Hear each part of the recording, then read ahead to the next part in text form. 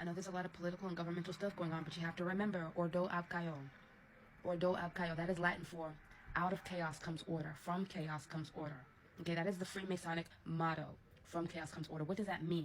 What they do is they choose, mind you, all of these, political, candidates, all of these governmental officials, all of them are plucked and picked out, assigned and chosen. They're all waiting in line.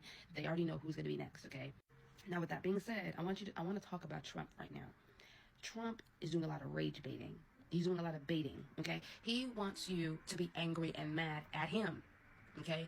Those who are controlling and puppeteering this government, they are purposefully using Trump as a rage baiter. They're purposefully using Trump to anger and get the communities and the nation riled up. It's called energy harvesting, okay? These are rituals that they do.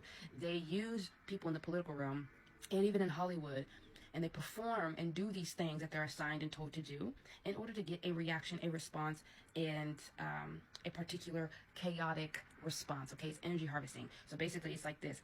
If I can get you to get mad, I'm going to do everything I can to get you to get mad. And it's all planned. So if I want to see you mad, I'm going to do a bunch of things to make sure you're mad. And that is what the government is doing. There's a reason for that. Why? Ordo ab Chaos. In the Kamala versus Trump race, okay, you saw Kamala do a lot of things that was considered chaotic before Christians' eyes. She promoted a lot of, the LGBTQA stuff. She promoted a lot of the abortion stuff. She promoted a lot of chaos. And if you're a Christian, you saw what she did and what she was promoting and what she was encouraging as chaotic and as unrighteous and all these things.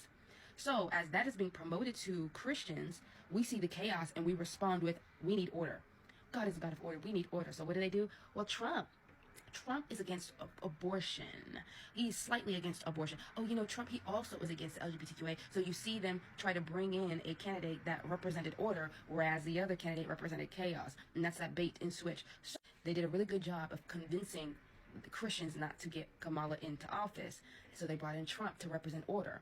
Novus Ordo Seclorum. That's Latin for New World Order. They have been trying to, slowly but surely, one step at a time, institute us all to the Novus Ordo Seclorum, okay? The New World Order, the New Order of the Ages. And they do that by releasing chaos and then bringing in order. Releasing chaos and then bringing in order. Releasing chaos and then bringing in order. Why? It's manipulation and psychological warfare, okay? If you convince the masses that they need order, then they'll ask for it. If you release enough chaos into a nation, the nation's going to want order and peace. So what do? You plan and put people in place to bring about chaos so that they will get so exhausted and tired with that individual so that they can receive your new order. Okay? Everyone's tired, exhausted, angry at Trump, and there's a reason for that, because they have another candidate that is far more sinister than he is. They have another candidate in mind and already planned out that will link us further into the new world or the new age, which is the Antichrist age. Remember, each candidate has a purpose and calling, a demonic purpose and calling. Just like in the kingdom of righteousness, Jesus gives his people purposes and callings, Satan does the same. One candidate may be called to unleash chaos in the form of war, constant going to war with other nations, and then their own nation gets tired. We're tired of going to war. We need another candidate that's going to bring us to peace. And so then they come in with a new candidate who's promoting peace and promoting a time without war.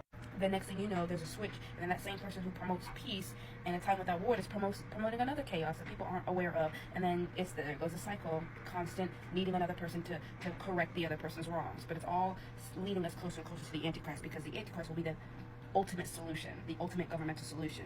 Okay, the solution to all governmental political problems. Think of it as priests, right? In biblical times, we had priests. All before Jesus came, there was priests who offered sacrifices through animals, right? And they needed to constantly do this. They had to constantly have priests in rotation, constantly doing this. But Jesus was the ultimate sacrifice. So they didn't need another lamb. They didn't need another bull. They didn't need another whatever, because Jesus fulfilled and was the ultimate sacrifice. The Antichrist is a perverted version of that. Satan has his ultimate sacrifice, his ultimate candidate that's going to get rid of the need for any more elections, get rid of the need for any more governmental officials to take his place. He will be the ultimate. Just as Jesus is the ultimate, Satan is trying to make his own ultimate sacrifice, which will be the Antichrist. Okay? And all these political opponents and contestants and candidates represent the priest that offered animal sacrifices. And then the Antichrist will be the Melchizedek priest, if you will. The demonic form of Jesus Christ, the perverted form of Jesus Christ. Because Satan is crafty, he's a thief, he's a robber. All he wants to do is, he can't create nothing, so all he does is pervert and takes things. Oh, that was a good idea, let me take that and put my own spin on it. That's what Satan does.